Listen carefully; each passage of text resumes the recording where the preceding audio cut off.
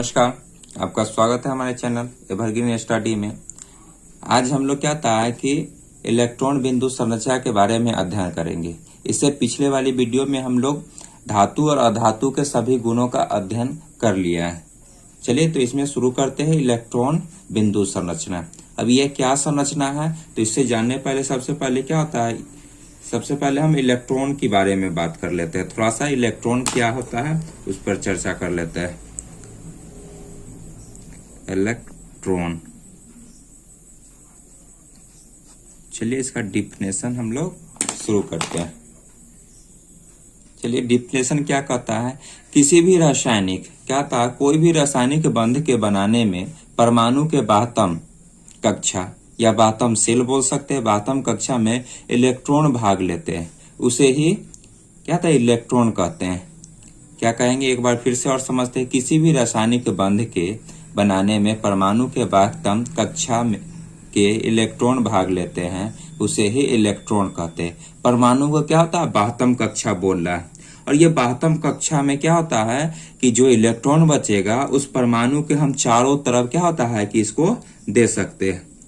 क्या कर सकते हैं, इसको चारों तरफ दे सकते हैं। एग्जाम्पल के रूप में हम लोग कुछ एग्जाम्पल उदाहरण के रूप में ले रहे हैं। जैसे क्या होता है, मैग्नीशियम की लेते हैं, Mg के लेते हैं। Mg की परमाणु संख्या कितनी होती है, तो 12। इसको हम क्या होता है कि इसकी क्लास में बांट देते हैं, तो क्या होता है K L M N। देखिए इसके लेने की इस क्लास में कितनी होती है, 2 होती है, इसमें 8 होती है, इसमें 8 होती है, इसमें 8 होती है। तो चलिए इसकी परमाणु संख्या कितनी है, 12। तो इसमें कितना जाएगा, तो 2 जाएगा, इसमें 8 गया और इसमें लास्ट में क्या बच गया, 2 बच गया।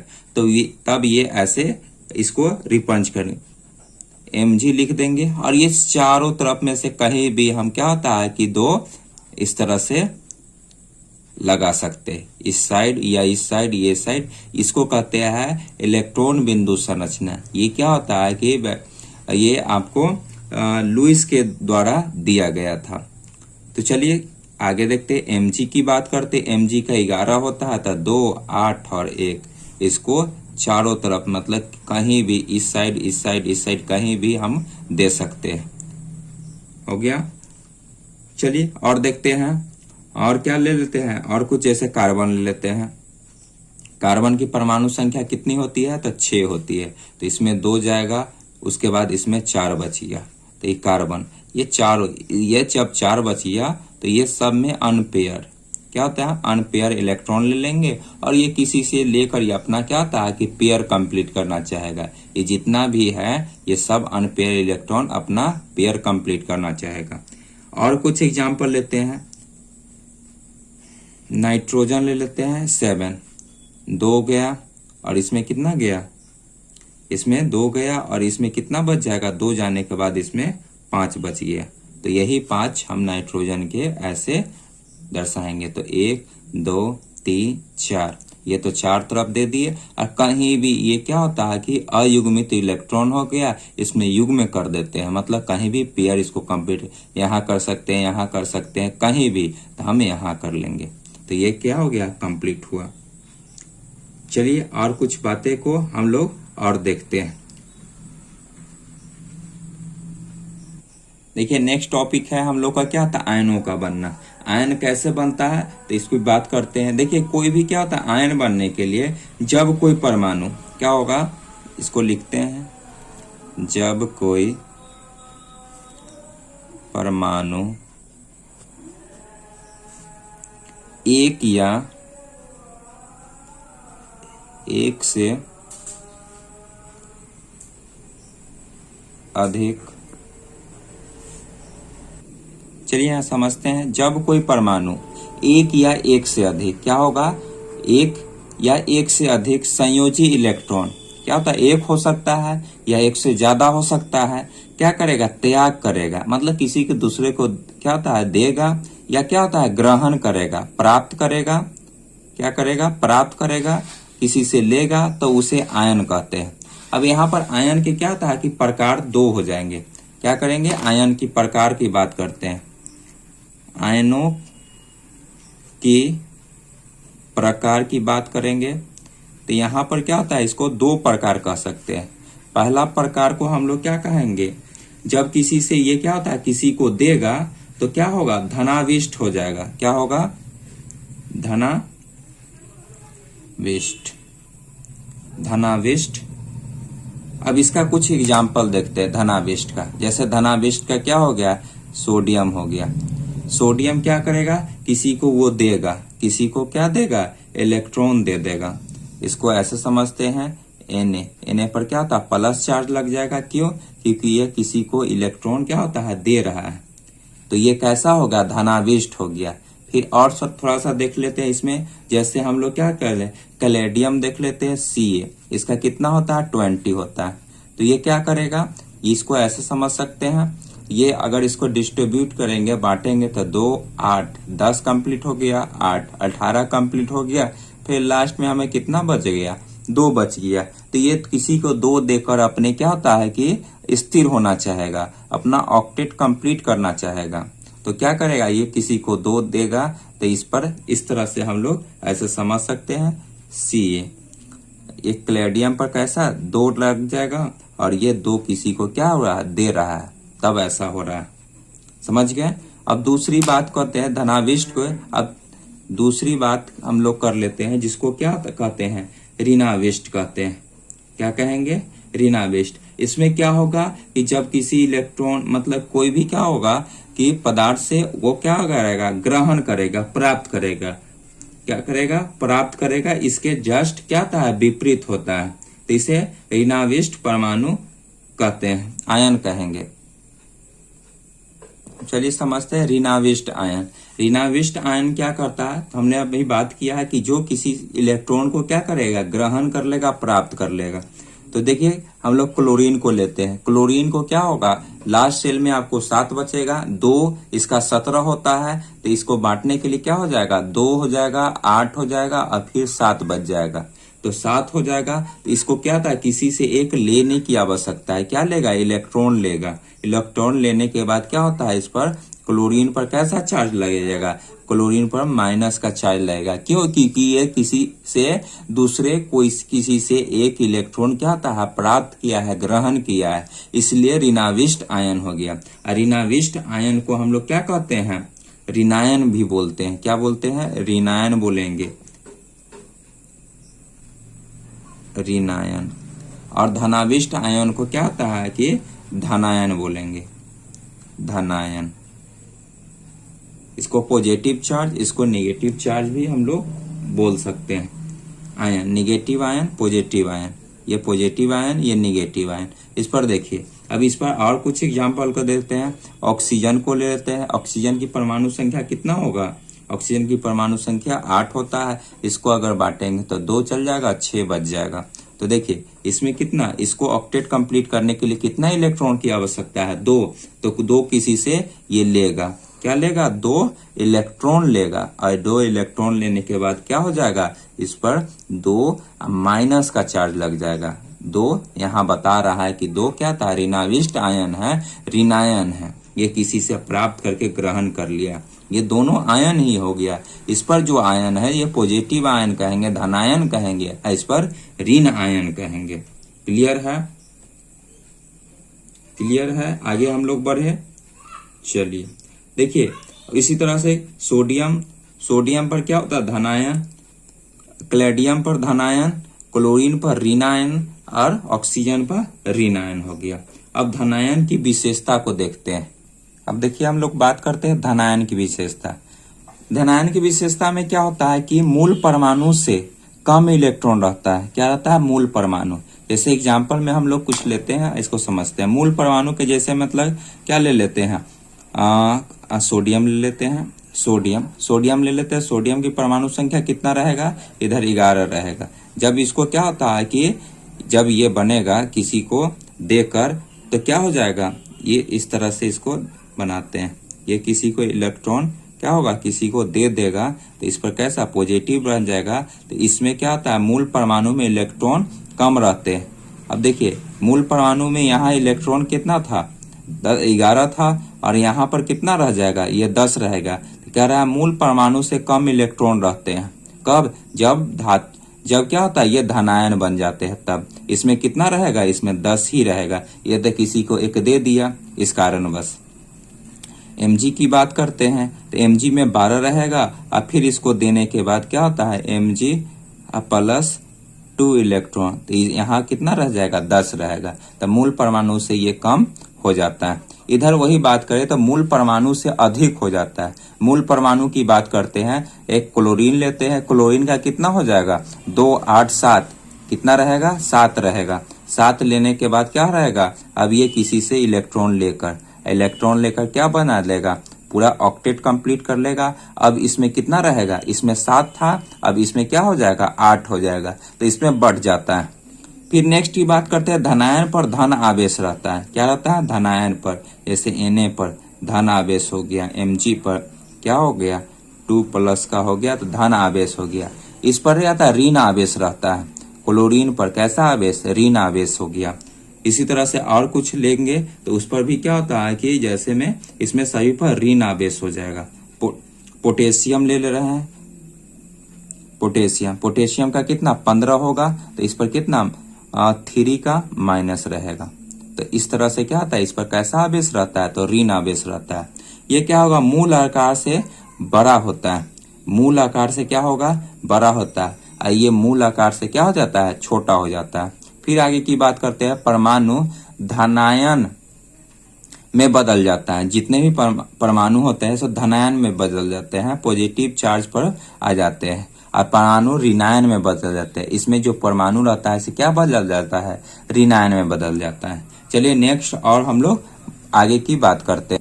अब देखिए हम लोग आगे क्या होता है, रासायनिक बंध की बात करते हैं, केमिकल बॉन्डिंग की बात करते हैं। तो चलिए इस पर डेफिनेशन बात करते हैं, क्या होता है पहले, रासायनिक बल,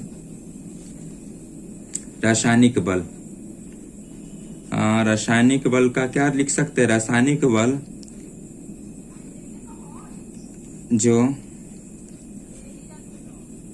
किसी अणु में परमाणुओं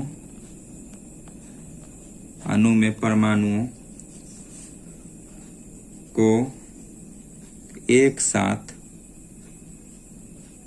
क्या होगा, एक साथ बोल सकते हैं बांध कर या जोड़कर रखता है, बांध कर या जोड़कर रखता है, उसे रासायनिक बंधन कहते हैं। देखिए क्या बोल रहा है, रासायनिक बल जो किसी अणु में, कोई भी अणु हो उसमें परमाणुओं को एक साथ बांध कर रखे, क्या कहते हैं, एक साथ बांध कर रखे, जोड़ कर रखे, उसे रासायनिक बंधन कहते हैं। मतलब एक बंधन में उसको रखे, क्या करे, उसको बंधन में रखे। हम जानते हैं कि क्या होता है तत्व, क्या जानते हैं कि तत्व को परमाणु में अपने निकटतम उत्कृष्ट गैस, जो भी नोबेल गैस होता है, नोबेल गैस में इलेक्ट्रॉनिक विन्यास प्राप्त करके क्या होता है, सभी अस्थायी होना चाहते हैं। और वो अस्थायी होने के लिए वो किसी से अगर क्या होता है, इलेक्ट्रॉन को क्या होता है, डिमांड कर सकते हैं, किसी से ले सकते हैं, या किसी को देकर अपना ऑक्टेट को कंप्लीट कर सकते हैं। चलिए इसमें क्या होता है कि अब देखिए इसमें क्या होगा कि एक परमाणु दूसरे परमाणु को इलेक्ट्रॉन का स्थानांतरण द्वारा क्या होता है कि अपना इलेक्ट्रॉन किसी को दे देगा, स्थानांतरण कर देगा, या इलेक्ट्रॉन को त्याग करेगा या ग्रहण कर सकता है। समझ गया। अब रासायनिक बंध के प्रकार की बात कर लेते हैं।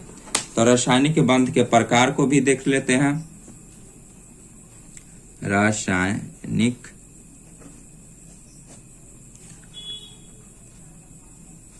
बंधन के प्रकार।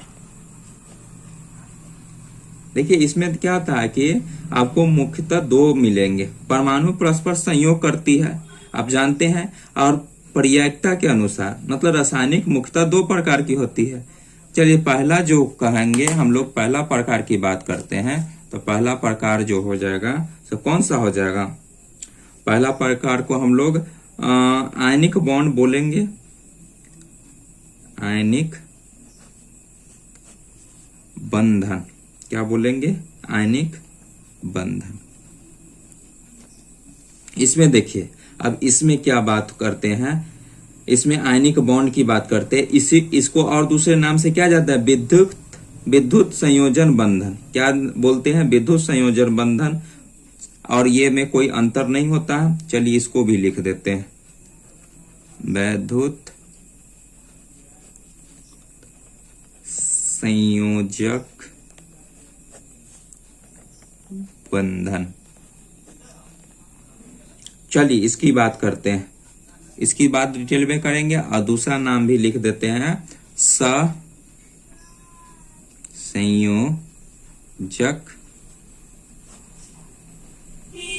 बंधन। इसको इंग्लिश में कोवैलेंट बॉन्ड कहते हैं। क्या कहते हैं, कोवैलेंट बॉन्ड। अब चलिए इसको हम लोग क्या था कि डेफिनेशन के साथ हम लोग कुछ इसको लिख लेते हैं। तो सबसे पहला हम लोग डेफिनेशन किसका लेंगे, इसका ले लेते हैं, जिसको हम लोग आयनिक बॉन्ड लिखते हैं, आयनिक बंधन। चलिए इसका डेफिनेशन हम लोग क्या दे देंगे। इसमें क्या होगा कि इसमें दो, चलिए इसको समझते हैं। दो परमाणु के बीच क्या था, एक परमाणु से दूसरे परमाणु में एक या अधिक इलेक्ट्रॉन का स्थानांतरण। क्या होगा, एक परमाणु दूसरे परमाणु का क्या होता है कि अपना इलेक्ट्रॉन क्या करेगा, स्थानांतरण कर देगा। स्थानांतरण करने के बाद बने रासायनिक बंध को आयनिक बंध कहते हैं। चलिए इसको एग्जाम्पल हम लोग समझते हैं, जैसे सोडियम क्लोराइड का बनना। सोडियम क्लोराइड में क्या होता है कि सोडियम होगा और क्लोरीन होगा। चलिए सोडियम क्लोराइड का बनना। अब चलिए ये क्या करेगा कि देखिए, दो परमाणु के बीच परमाणु से दूसरे परमाणु एक या अधिक इलेक्ट्रॉन हो सकता है, एक इलेक्ट्रॉन का स्थानांतरण हो जाए या एक से ज्यादा हो। स्थानांतरण के बाद जो भी बॉन्ड बनेगा उसे क्या कहता है, रासायनिक आयनिक बॉन्ड कहते हैं। रासायनिक बंध को ही आयनिक बॉन्ड कहते हैं। तो चलिए इसमें क्या होता है कि हम लोग जितने भी परमाणु होते हैं उस परमाणु को इसमें दर्शाते हैं। देखिए इसके वास्तव सेल में कितना परमाणु होता है, तो एक परमाणु होता है। और इसके वास्तव सेल में कितना हो जाएगा, तो 7 हो जाएगा। क्या है कि इसका 17 होता है और 17 के बाद क्या बच जाएगा। चलिए इसको स्टार से दर्शा देते हैं और इसको इस तरह से। अब चलिए यहां देखिए क्या कर सकते हैं, यहां पर 7 कंप्लीट हो गया, ये आकर इस तरह से आकर यहां पर आ गया। अब यहां पर आने के बाद अब क्या होगा, इसके बीच में एक बंध बन गया। मतलब कि अब देखिए इस पर इस तरह से हम लोग कर सकते हैं कि Na पर कैसा चार्ज, प्लस चार्ज, और क्लोरीन पर कैसा चार्ज, इस तरह से निगेटिव चार्ज। 1 2 3 4 5 6 7 और ये अलग, ये थोड़ा सा अलग दिखा रहे हैं कि यहाँ से ये इलेक्ट्रॉन आ रहा है, इसको रिप्रेजेंट कर रहे हैं। अब चलिए ये दोनों के बीच में क्या होता है, एक बंध बन गया और ये बंध बनने के बाद ये आपस में जुड़ जाएंगे। क्यों जुड़ेंगे, क्योंकि यहाँ पर देखिए पॉजिटिव, ये क्या होता है कि धनायन और ऋणायन दोनों के बीच में एक आकर्षण बल रहेगा, जिसको क्या होता है हम लोग वैद्युत आकर्षण भी बोल सकते हैं। इसलिए इसका क्या होता है कि नाम से ही पहले वैद्युत संयोजक बंध भी बोला जाता है। दोनों के बीच में प्लस माइनस के साथ क्या होता है कि आकर्षण होता है। आकर्षण के कारण इन दोनों के बीच एक बंध बनेगा, एक बंध के साथ ये दोनों जुड़ जाएंगे। ये दोनों जुड़ने के बाद क्या हो जाएगा, सोडियम क्लोराइड मिलने के बाद देखिए इसको इस तरह से लिख सकते हैं। और ये दोनों को मिलने के बाद आपको क्या बन जाएगा, इसको NaCl। ये आपस में एक बॉन्ड के साथ, सिंगल बॉन्ड के साथ Na और Cl ये इस तरह से जुड़े रहते हैं। मतलब ये हमेशा मतलब एक प्लस और एक माइनस के साथ ये जुड़े रहते हैं, आकर्षण के कारण जुड़े रहते हैं। तो इस प्रकार के बंध को हम लोग कैसा, आयनिक बॉन्ड या क्या था, वैद्युत संयोजक बंध कहते हैं। इस पर चलिए एक और एग्जांपल लेकर हम लोग और डिटेल से इसको समझने की कोशिश करते हैं। तो चलिए दूसरा हम लोग क्या ले रहे हैं, दूसरा कैल्शियम ऑक्साइड का बनना। कैल्शियम ऑक्साइड, अब ये क्या होता है कैल्शियम, देखिए नाम से ही क्या होता है, इसमें कैल्शियम होगा और क्या होगा, ऑक्साइड होगा, वो होगा। चलिए अब कैल्शियम को देख लेते हैं। कैल्शियम की परमाणु संख्या कितनी, तो 20। 20 है तो क्या होता है, लास्ट में कितना बचेगा, तो 2, 8, 8 और लास्ट में कितना बच रहा है, 2 बच रहा है। तो इसको 2 हम लोग कैसे रिप्रेजेंट कर सकते हैं, तो चलिए आगे देखेंगे। और तब देखिए 2 इसको ज्यादा हो रहा है, तो इसके यहाँ 2 का इसका क्या आता है, पॉजिटिव दे देंगे। ऑक्सीजन की बात करते हैं तो ऑक्सीजन की परमाणु संख्या कितना, 8 होता है। 8 होने के बाद क्या आता है, 2 चला जाएगा और लास्ट में क्या बच जाएगा, 6 बच जाएगा। तो इस पर हम लोग क्या कर सकते हैं, यहाँ 6 रिप्रेजेंट देते हैं। 6 को रिप्रेजेंट देने के लिए हम ऐसे कर देते हैं, 1, 2, 3, 4, 5, 6, क्या हो रहा है, 6 दे रहे हैं। और यहाँ पर कैसा है, तो इसको इस तरह से हम नीचे भी देख लेते हैं। Ca पर इस तरह से क्रॉस, ये 2 इलेक्ट्रॉन है और इस पर कितना इलेक्ट्रॉन, 6, 1, 2, 3, 4, 5, 6। अब ये इलेक्ट्रॉन यहाँ पर आ गया। यहाँ पर आने के बाद क्या हो जाएगा, यहाँ पर ये दोनों आ जाएगा।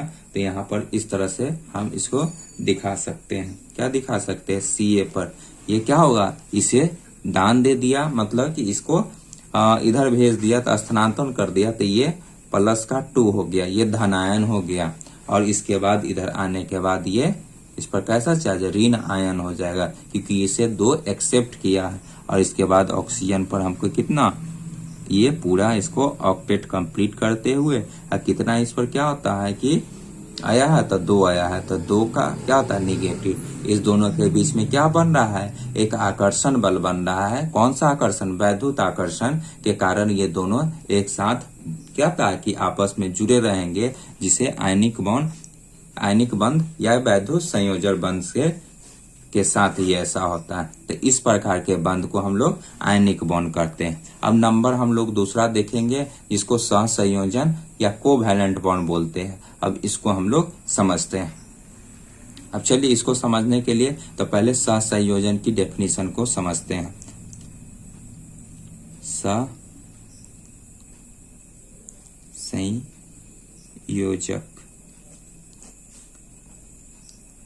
बंधन, चलिए हम लोग आगे बढ़ते हुए क्या करते हैं, सहसंयोजन बंध को देखते हैं। सहसंयोजन बंध क्या होता है कि जब 2 परमाणु, इसमें भी क्या होगा, 2 परमाणु आपस में इलेक्ट्रॉन का साझा करेंगे। क्या करेंगे, आपस में इलेक्ट्रॉन का साझा करेंगे।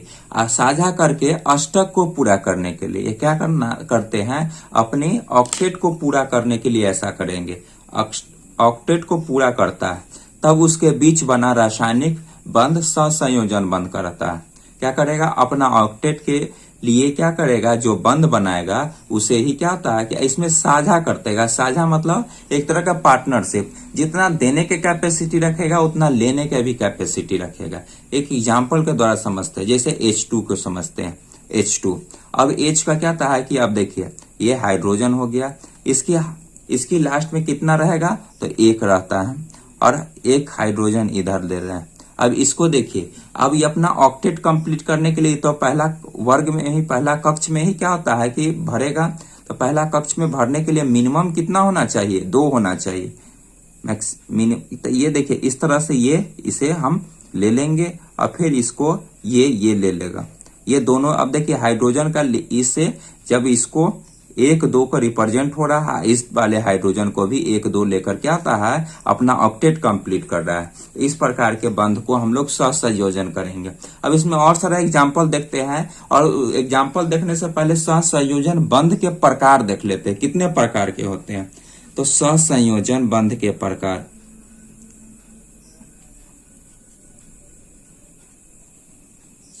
सहसंयोजक बंधन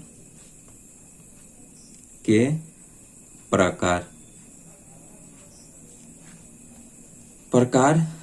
कितने होते हैं, प्रकार मुख्यतः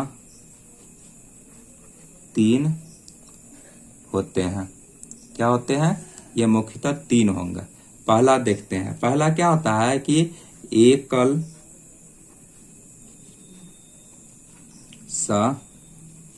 सहसंयोजक बंधक। सिंगल क्या होता है, कोवैलेंट बॉन्ड, क्या होगा, सिंगल कोवैलेंट बॉन्ड। दूसरा क्या हो जाएगा, द्विक द्विक सहसंयोजक बंध, ये द्विक सहसंयोजक बंध, ये दूसरा नंबर। तीसरा नंबर क्या हो जाएगा, त्रिक सहसंयोजन बंध। अब देखिए ये क्या होगा, आपको ये सिंगल कोवैलेंट बॉन्ड, ये डबल कोवैलेंट बॉन्ड और ये ट्रिपल कोवैलेंट बॉन्ड। अब चलिए तीनों के एग्जांपल के लेते हुए हम लोग आगे बढ़ रहे हैं, और तीनों को क्या होता है कि हम लोग डिटेल रूप से एग्जांपल के साथ समझते हैं।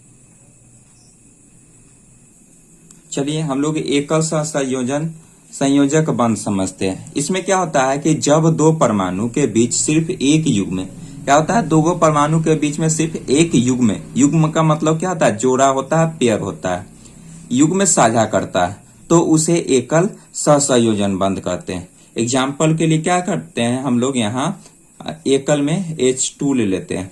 अब H2 को समझते हैं। देखिए H2, इसमें अब देखिए इसका एक और इसका भी एक, अब इसमें ये साझा करके ये अपना ऑक्टेट कंप्लीट कर लिया और ये साझा करके ये अपना ऑक्टेट कंप्लीट कर लिया।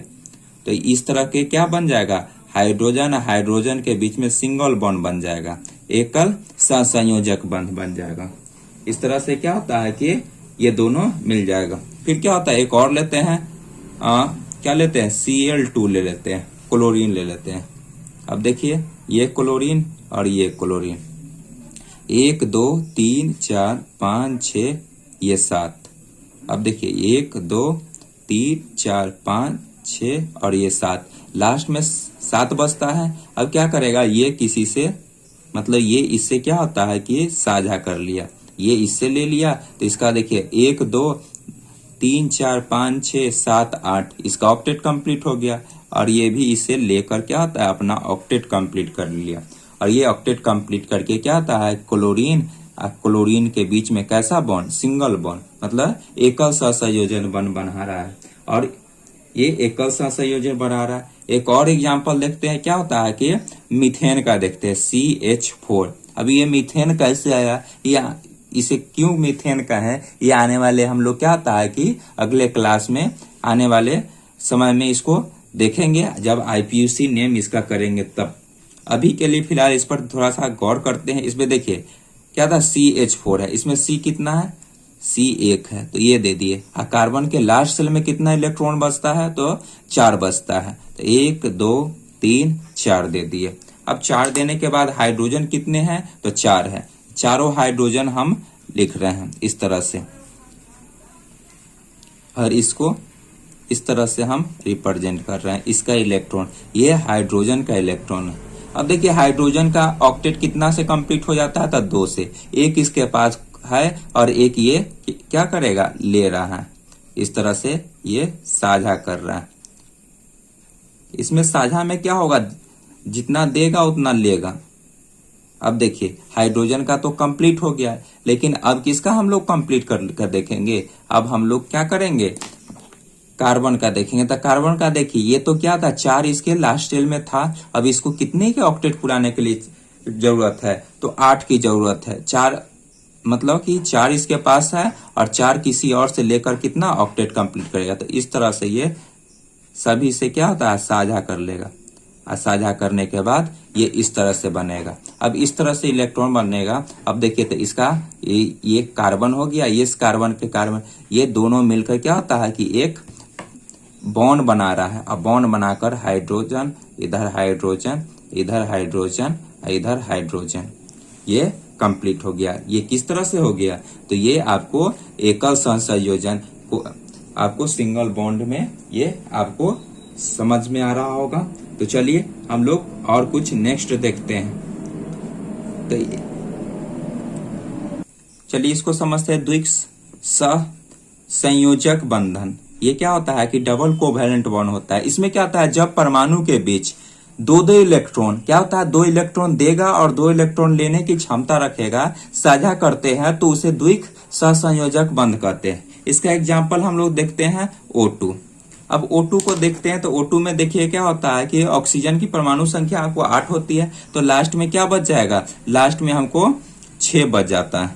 तो 6 को इस तरह से हम लोग डिनोट करते हैं, इधर भी 6 को इस तरह से डिनोट कर रहे हैं। अब देखिए ये क्या कहते हैं, इसको 8 पुराने के लिए ये इसी से लेकर, और इसको जब पुराना रहेगा तो ये इससे ले लेगा। अब इसका देखिए 6 एक 7 8 कंप्लीट हो गया, इधर से इसका 6 एक 8 2 8 कंप्लीट हो गया। तो ये ऑक्सीजन ऑक्सीजन के बीच में कैसा डबल बॉन्ड, और ये युग्मित इलेक्ट्रॉन जो हो रहा है ये इस तरह से दर्शा सकते हैं, या इससे भी ये भी ठीक रहेगा। ये ऑक्सीजन ऑक्सीजन के बीच में हम डबल बॉन्ड इस तरह से भी दिखा सकते हैं, ये सही है। एक एग्जांपल इसमें और लेते हैं जिसका, हाँ क्या ले लेते हैं, CO2 ले लेते हैं। क्या लेते हैं, CO2। अब CO2 को हम लोग समझते हैं, इसमें ऑक्सीजन देख लीजिए, ये कार्बन और ऑक्सीजन कितना है, तो 2 है, एक इधर इधर। अब देखिए इसमें इसका कितना होता है, अभी हम लोग इसका निकाले हैं तो 6 होता है, इसका भी 6 भर देंगे।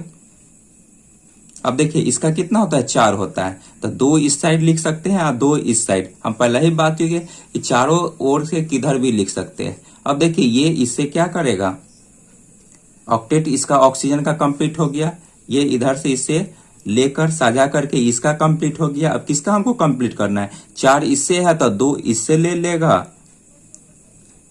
और 2 इससे लेने के बाद ये कंप्लीट हो गया। तो इसका क्या बना सकते हैं, ऑक्सीजन डबल बॉन्ड और डबल बॉन्ड ये। तो ये द्विक सहसंयोजन बंध का आपको एग्जाम्पल अच्छे से समझ आ रहा होगा। चलिए तीसरी बात और लास्ट बात हम लोग करते। अब चलिए हम लोग आगे देखते हैं त्रिसहसंयोजक बंधक। इसी को त्रिबंध कहते हैं। ये ट्रिपल बॉन्ड होता है जब परमाणु 3 इलेक्ट्रॉन, क्या होता है कि जब परमाणु के बीच में क्या होगा, 3 इलेक्ट्रॉन का साझा करते हैं तो इसे त्रिक सहसंयोजन बंध करते हैं। चलिए इसका एग्जाम्पल हम लोग लेते हैं। इसका एग्जाम्पल क्या होता है, N2 लेते हैं। N2 को देखिए क्या होता है कि परमाणु संख्या 7 होता है, 2 भरने के बाद कितना बच जाएगा, 5 बच जाएगा। तो इसको इस तरह से लिख सकते हैं, 1 2 3 4 और 5। इस तरह भी 1 2 3 4 5। अब देखिए ये N नाइट्रोजन को पुराने के लिए कितनी की आवश्यकता है, 5 इसके पास है, और ये 3 की इसे लेकर क्या करेगा, अपना ऑक्टेट कंप्लीट कर लिया। और ये देखिए ये अब ये 3 लेकर इसका भी कंप्लीट हो गया। तो इन नाइट्रोजन के बीच में कैसा ट्रिपल बॉन्ड बनेगा। एक और लेते हैं, एक एग्जाम्पल और लेते हैं, इसका C2H2 बनाते हैं। इसमें कार्बन की संख्या कितना, तो कार्बन की संख्या 2 है, तो 2 दे दिए। और हाइड्रोजन की संख्या कितना है, तो 2 है, तो इधर भी 2 दे दिए। अब चलिए इसका क्या होता है कि जो भी बातम सेल में इलेक्ट्रॉन होता है सब फिल करते हैं। इसके बातम सेल में 1, इसके बातम सेल में 1, और इसके बातम सेल में कितना, इसके बातम सेल में 4 होता है। तो 1 2 3 4, इसके बातम सेल में 1 2 3 और 4। अब देखिए ये क्या करेगा, ये हाइड्रो